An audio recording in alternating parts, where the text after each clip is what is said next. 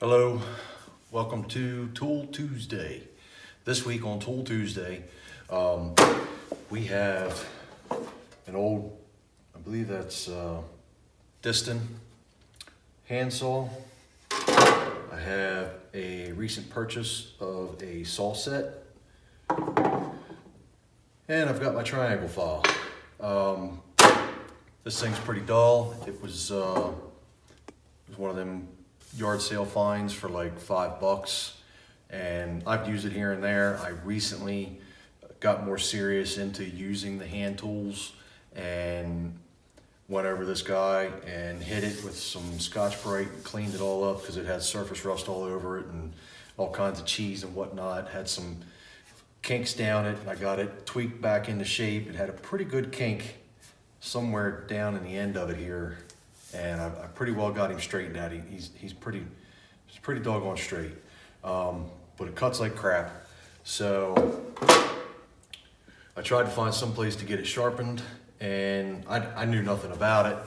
And watching different YouTube videos, and there's plenty of channels out there that sharpen hand saws of different types, and got looking into it and realized that this is one that can be sharpened, and ran across a good deal on eBay. Actually got 3 of these in a lot, and been dying to use it in the last handful of videos. I just keep getting sidetracked and doing other things. So the time has come, we're going to do it now. What I'm going to do first is, I guess I should explain what this does. The saw set, it has a little anvil and a little, I guess like a punch type thing in there, and you set it on your saw blade, and the teeth are set at an angle like that. So what you do with the saw set is you go back in, and I guess over time they wear down and move. Well, I don't know if they move, but whatever, they get out of whack. So you get it set up in a vise, and you go down your teeth, and it's every other one. You go down one side, and they all get, every other one goes one way. They go down the other side, and they all get, every other one gets punched the other way. So it can be very tedious. This thing's probably about 30 inches long. So I'll get him up in the vise, and I'll go down, I'll get started, and then we'll just, speed it up and do it in steps so it doesn't get too boring. And then you go through with your triangle file and you clean the teeth up. And hopefully when you're done, you have a sharper saw that cuts a nice kerf and doesn't bind or chatter or anything like that. So the stuff that I've watched, it says a couple things I've watched. I haven't extensively looked into it, but enough that I'm ready to give it a try. And you can go either way. You can file it first and then set the teeth, or you can set the teeth and then file it. So I think I'm going to set the teeth and then file it. So I'm going to change the camera angle and do a quick cut just to kind of see the sawdust, how it falls, and then we'll do a cut test after I do the sharpen. So here we go.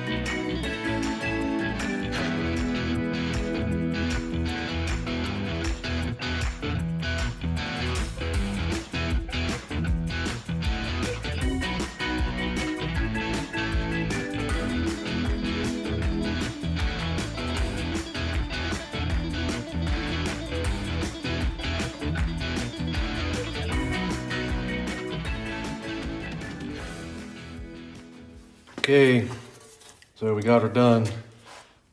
Big difference. You can really feel the corners sticking out there. That should cut a little bit better kerf and stop the flopping going back and forth with the It don't have much of a bow to it, but I'm hoping that'll help it. The chatter, I guess. And looks like I missed two. I'm gonna go hit them real quick, and then we're gonna do see a third one.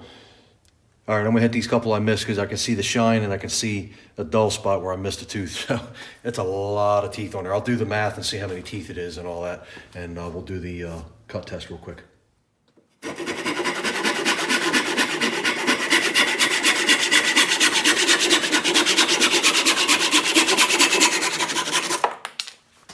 Okay, so there you have it. It's chilly out here in the garage. I don't have any heat on. I had to put my pop-up glasses on so I could see all those teeth. I started going, kind of getting cross-eyed, trying to file all them little fellas. So, all right. Like I say, I cleaned this thing up a while back when I first dug it out and decided to start, hanging woodworking tools off the bench here. And I used it a few times, and it was pretty crummy to use. And I cleaned it up. It was all rust brown, and I cleaned it up, oiled it, waxed it and everything. It works a lot better. It just cut pretty poorly. And got looking into getting it sharpened and realized that it's pretty easy to do it yourself, and discovered, the right tools, and that you can still get the right tools and everything. I bought these, I didn't mention earlier, I got these in a lot of 3 for like 15 bucks, 17 bucks, and like, I don't know, $7, $8 shipping on eBay. I don't think that was a bad deal for 3 of them, and they're all 3 in good shape. They're 3 different styles. I like this one the best. And I already set teeth on my back saw. I have a Disston back saw, and I set the teeth on it, but I didn't sharpen them. And I got tons of files around, and I knew I'd have one that would work just well. And this little guy here fit right in there pretty good, and I was able to see everything. So after a handful of YouTube videos, decided to give it a shot. So the first cut, it was sped up, but it was in real time, was about 50 seconds to make the first cut. And it's a lot smoother. I don't know if the camera will pick it up, but it's a lot smoother. Of course, the saw was much more dull, and the chips are a lot finer. The second cut, after I sharpened it, took 20 seconds. It's less than half the time. It's much coarser. It did cut straighter, and obviously, it goes without saying that the shavings with the sharper teeth and everything, they were much bigger and more coarse. So I'm gonna call that a big win if I cut the time in better than half. So there you have it. I don't know what year it is. There's no other markings on it other than the medallion there, but it's an old vintage Disston. I have a handful of these. I chose this one because the handle's in the best shape, and like I say, I just cleaned it up, hit it with some spray cleaner, and really just brightened it up. And now we got her sharp, and I'm totally pleased with this. I can't wait to really put this to use in a project. So. Well, that wraps up this episode of Tool Tuesday. I appreciate you sticking around and hanging out with me while I fix this thing up. Real quick, I had to write it down. The saw, I did the math on it. It's 8 teeth per inch, and the blade is 25 3/4 inches long, so that equates to 206 teeth. I gave each tooth, each valley, about 6 strokes. I didn't want to go crazy with it and mess it up too bad and then have to really undo a whole bunch of bad filing. And so I went with 6 strokes on each one. 206 teeth, 6 strokes each, 1,236 strokes. So a little bit of pointless information. Thanks for hanging out for Tool Tuesday. We'll see you next time.